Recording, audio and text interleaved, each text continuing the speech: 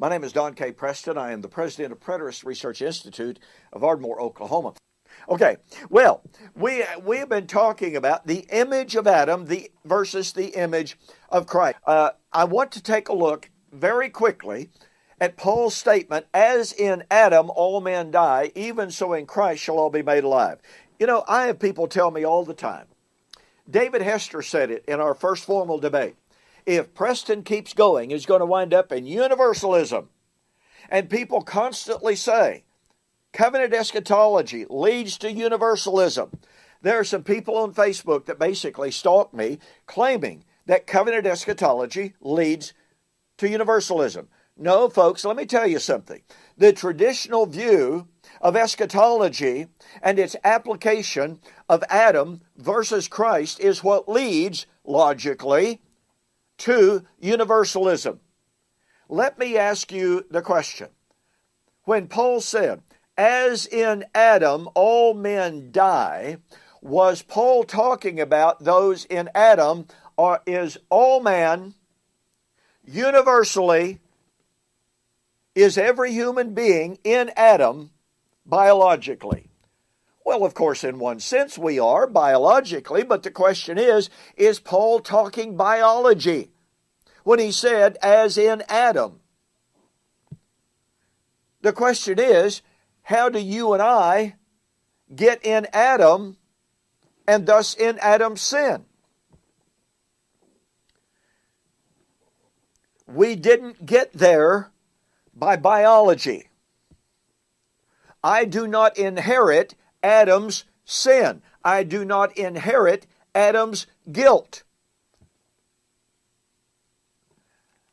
One of the most famous passages that is used to prove that doctrine is Romans chapter 5, but which actually proves exactly the opposite. Wherefore, now I want you to pay very, very careful attention to this. In Paul's soteriology and in Paul's eschatology, when he's talking about being in Adam and being in Christ, he is talking about entering Adam and entering Christ by a very specific way. And it's not by human birth. It's not by biology. Romans 5:12. Wherefore, as by one man sin entered the world. Now, do I deny that sin entered the world through Adam? Categorically not. But watch that. Watch this. Wherefore, as by one man sin entered the world, and death through sin. So, am I denying that death entered the world through Adam? No, not at all.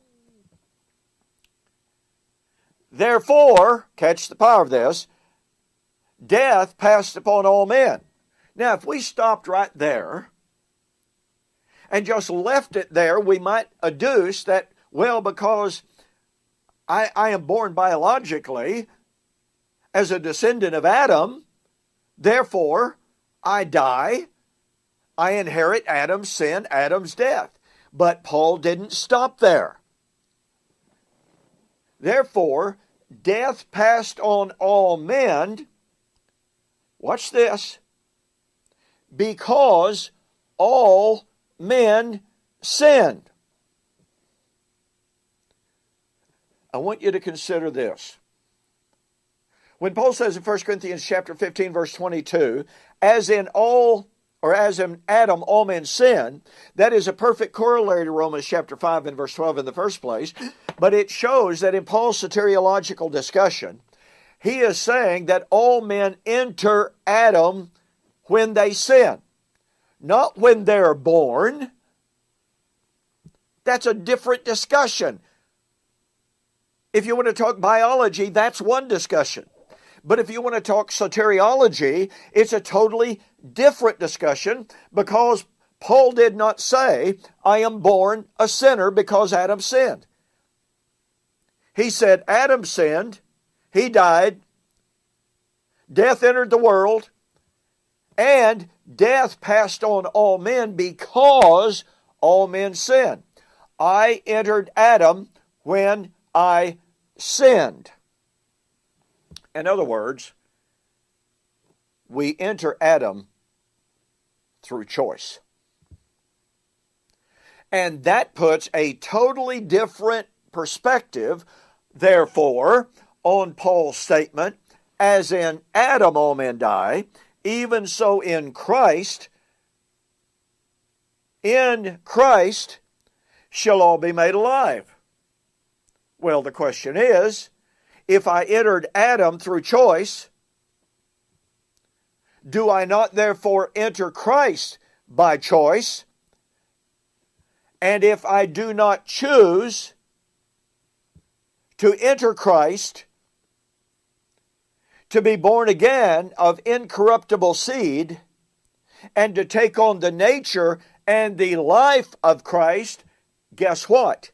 I am not in Christ. Man was not placed in Adam soteriologically dead because of Adam's sin. Men were placed in Adam and in the death of Adam through choice, through sin. But all have sinned and come short of the glory of God.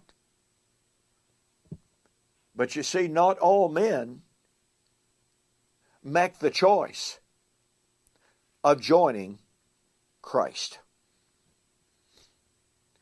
But once again, if a person takes Paul's discussion of 1 Corinthians 15 to be about biology, oh, we're all born into Adam, therefore we all die because we're in Adam.